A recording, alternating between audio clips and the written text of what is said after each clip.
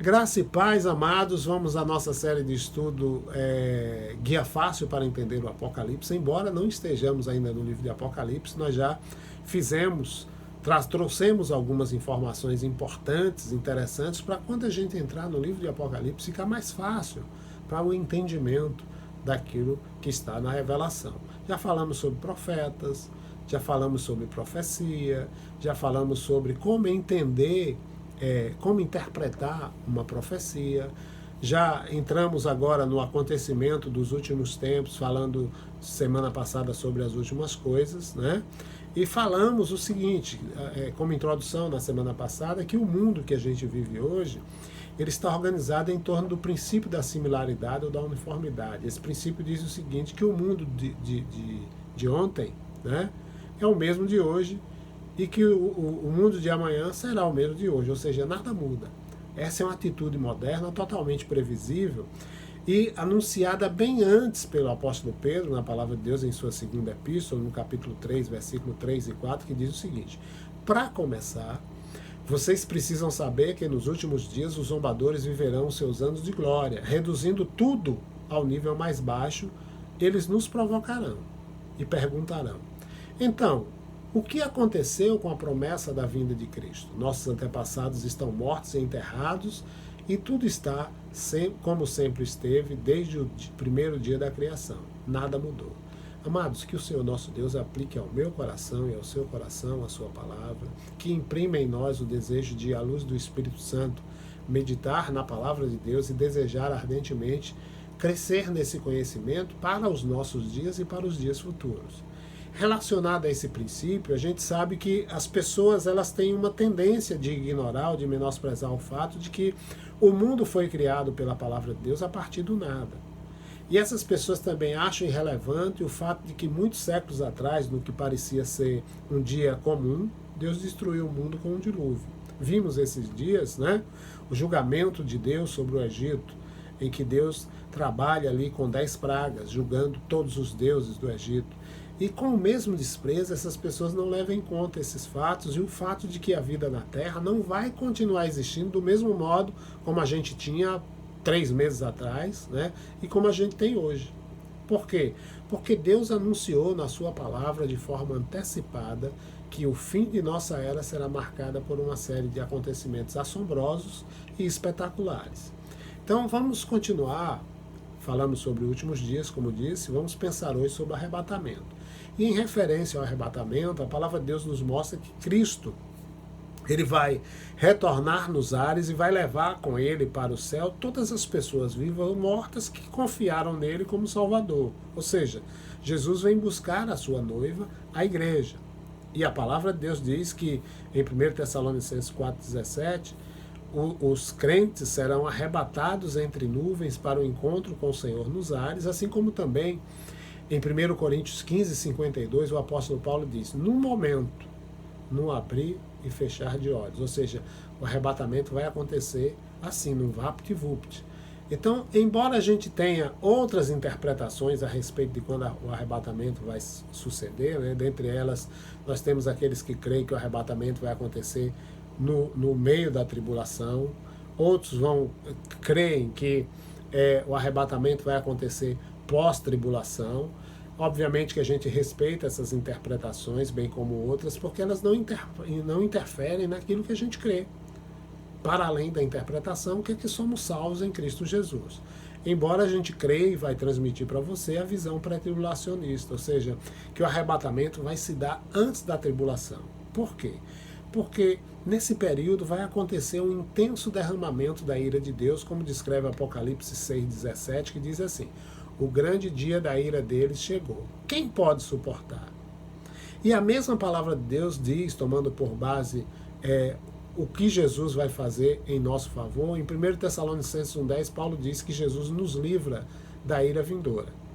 E ainda em 1 Tessalonicenses 5:9, Paulo diz: porque Deus não nos designou para a ira, mas para sermos contemplados pela salvação por intermédio de nosso Senhor Jesus Cristo. Para aquelas pessoas que duvidam, para aquelas que querem prova de que nunca houve período igual na história da humanidade, como esse que estamos vivendo hoje, como esse que virá da tribulação, grande tribulação, Eu dou como sugestão a leitura do livro de Mateus, capítulo 24, 25, que é chamado de Sermão Profético de Jesus, né? E também os capítulos 6 a 18 de Apocalipse. Com relação à igreja de Tessalônica, os tessalonicenses eles ficaram extremamente preocupados quando eles ouviram os rumores de que a tribulação, de que o dia do Senhor havia chegado. E aí eles questionam Paulo, e Paulo responde em sua segunda epístola a Tessalônica, capítulo 2, versículos de 1 a 12, o seguinte: agora, irmãos, leiam estas palavras com muito cuidado, vão com calma e não tirem conclusões apressadas quanto ao dia em que o nosso Senhor Jesus Cristo virá e em que nos reuniremos para recebê-lo. Não permitam que ninguém os confunda ou os deixe eufóricos com alguma notícia extraordinária, supostamente da minha parte, de que o dia da vinda do Senhor já chegou, já aconteceu. Não caiam nessa cilada. Aí os versículos 3 a 5, Paulo diz: antes deste dia, algumas coisas precisam acontecer. Primeira, a apostasia.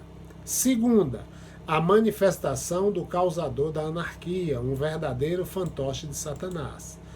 Ele vai desafiar o altar e dele se apossar, isso é, de tudo que esteja ligado à fé. Depois de eliminar a oposição, ele se sentará no templo de Deus apresentando-se como Deus Todo-Poderoso. Lembram-se de que já falei tudo isso em detalhes quando estava com vocês? Versículos 6 a 8. Vocês devem estar lembrados também de que eu disse que o causador da anarquia será retido até momento determinado para a sua manifestação.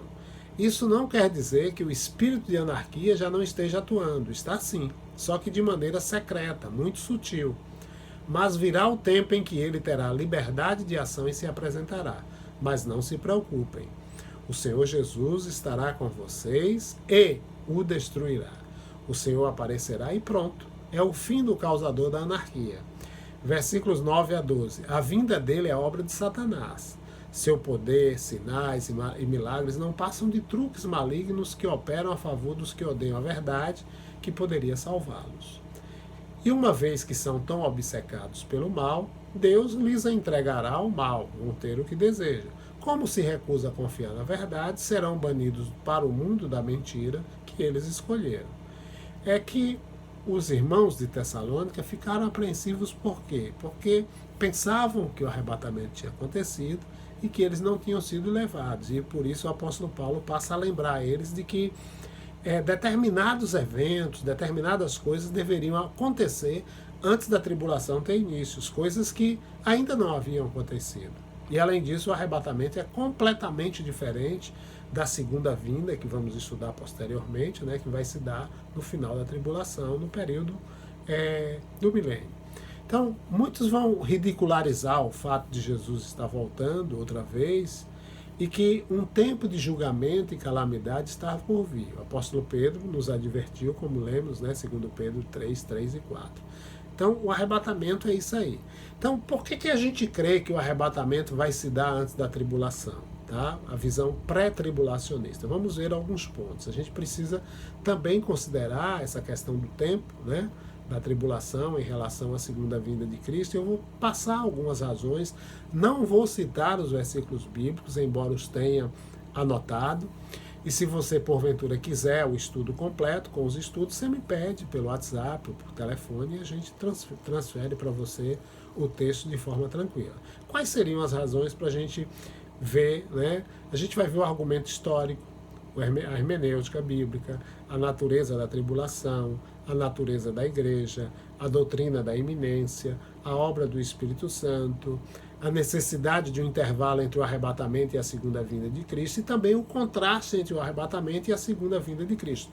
Não vou citar tudo aquilo que temos, né, como razões, são mais de 50 razões, mas vamos citar algumas para que a gente se situe. Primeiro, o argumento histórico. A igreja cristã primitiva, ela cria na iminência do retorno do Senhor, perdão, e que o que é um ponto doutrinário é essencial na posição pré-tribulacional. Ainda com relação ao argumento histórico, o desenvolvimento detalhado da verdade pré-tribulacional durante os poucos séculos passados não prova, né, que essa doutrina seja uma coisa nova, uma novidade, ou que seja algo recente. O desenvolvimento dela, da compreensão da pré-tribulação, é similar ao dos outros princípios, né, doutrinários da história da igreja.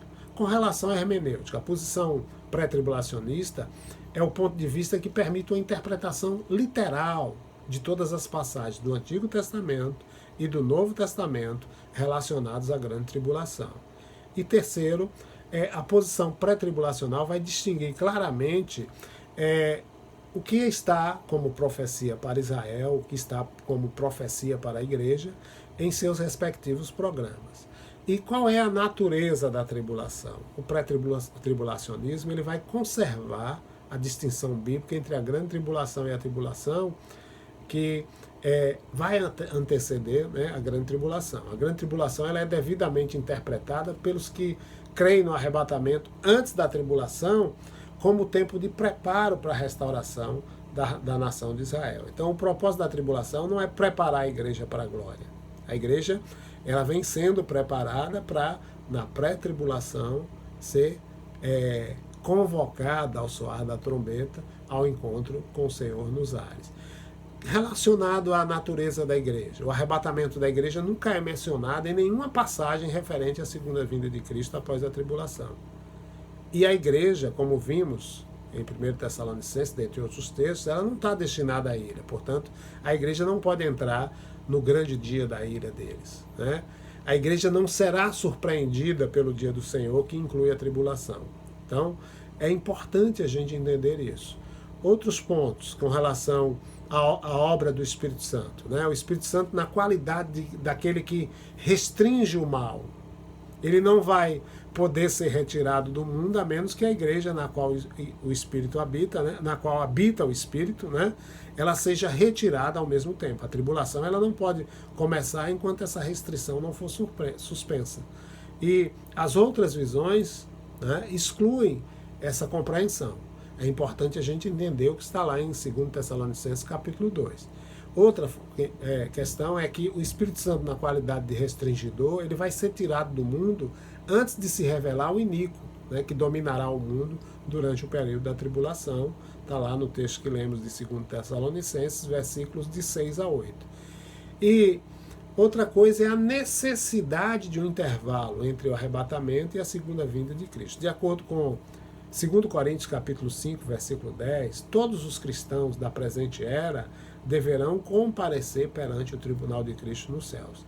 E esse evento ele jamais é mencionado nas narrativas detalhadas, né, que fazem referência à segunda vinda de Cristo à Terra, que é o período que vamos estudar depois. E a vinda de Cristo para buscar sua noiva deverá ter lugar antes da segunda vinda de Cristo à Terra. Para quê? Para que aconteça a festa nupcial descrita lá em Apocalipse capítulo 19, um texto que eu amo sempre nos dias, nas ceias, quase sempre, né, nas ceias, a gente cita esse texto de Apocalipse 19, de 7 a 10. Também, se o arrebatamento tivesse lugar ao mesmo tempo que a segunda vinda de Cristo à Terra, não haveria necessidade alguma de separar as ovelhas dos cabritos, como algo ocorrido em um julgamento subsequente. Mas a separação teria lugar no próprio ato do arrebatamento dos crentes, antes de Cristo realmente estabelecer o seu trono diante da terra. E ao tempo do arrebatamento, né, os santos vão se encontrar com Cristo nos ares, ao soar da trombeta, lembram? Né? Pois a trombeta soará. Já na segunda vinda, a palavra de Deus nos mostra que Cristo vai retornar, né, no Monte das Oliveiras, vindo assim ao encontro dos santos na terra. É importante. O arrebatamento da igreja é retratado como livramento antes do dia da ira, mas a segunda vinda de Cristo será seguida pelo livramento daqueles que tiverem confiado em Cristo, obviamente que durante a tribulação. Portanto, dentre tantos, né, vamos ficar somente esses, tem mais uma aqui. Nenhuma profecia a ser cumprida entre a igreja e o arrebatamento, ao passo que muitos sinais terão de ser cumpridos antes da segunda vinda de Cristo. Então, nenhuma passagem que trata da ressurreição dos santos por ocasião da segunda vinda de Cristo, em ambos, tanto no Antigo quanto no Novo Testamento, menciona o arrebatamento dos santos vivos ao mesmo tempo. Então, percebam isso, né? Se precisarem, como disse, dos textos com todos os encontros, podem nos pedir.